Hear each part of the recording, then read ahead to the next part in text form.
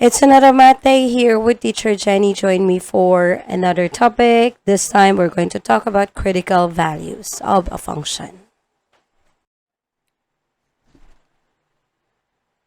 Okay, to get the critical values of our function, we are going to start off with getting the derivative of that particular function, because as the definition of a critical number, we have there, if the derivatives of f at c is 0 or is not differentiable at c, that is, our derivative of c is equal to 0 or derivative of c is not defined, then we call c as a critical number of f.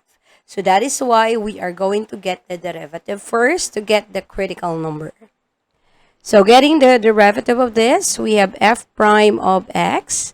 That will be equal to 2x. The derivative of that is 2, while 3 here, the derivative of that is 0. So our derivative of f of x is equal to 2.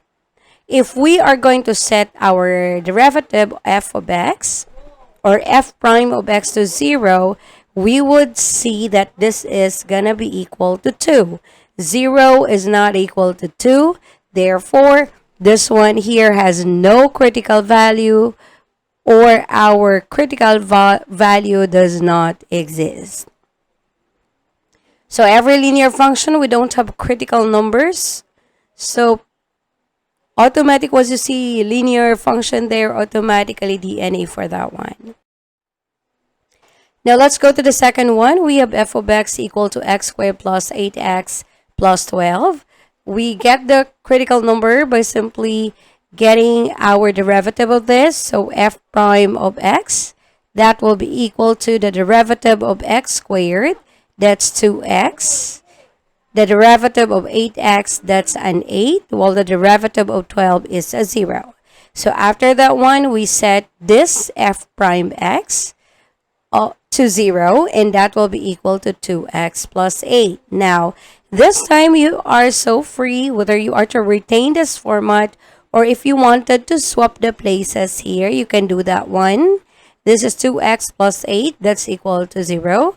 And then since this is linear now, we can move 8 to the other side. So our 2x will be equal to negative 8.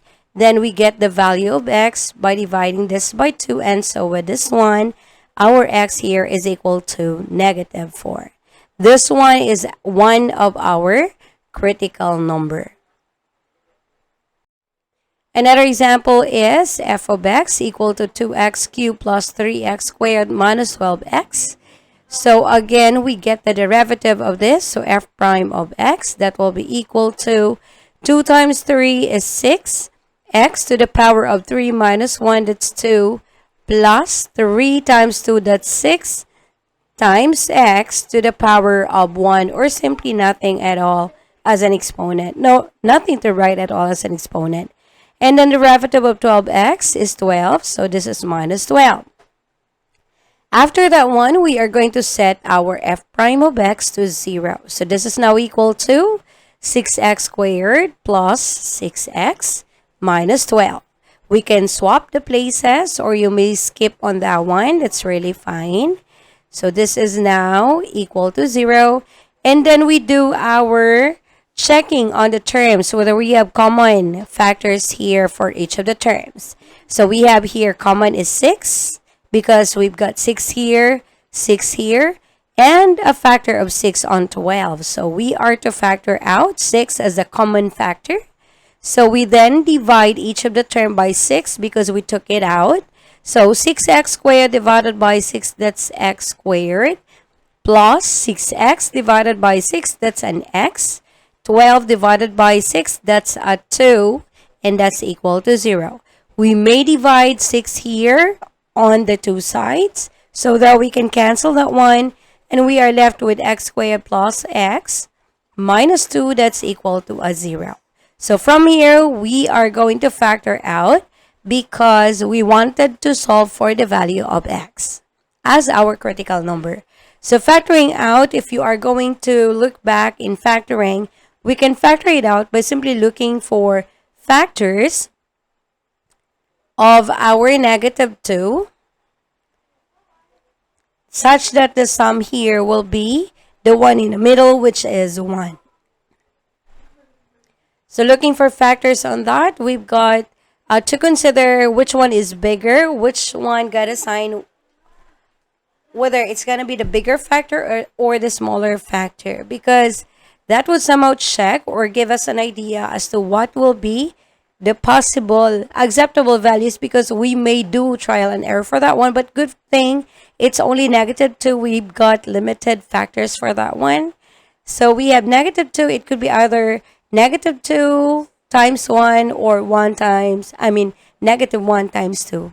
So since the sum here is positive, that means to say that the bigger factor is also a positive. So we have 2 times negative 1. We have 2 plus negative 1. That will be equal to 1.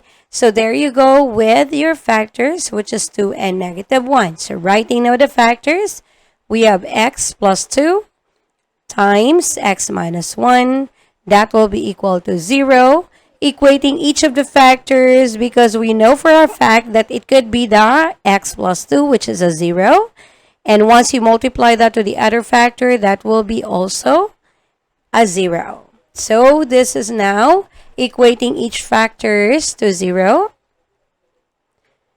And our x here is 2, negative 2, while the other x is positive 1. So there you go with your critical numbers.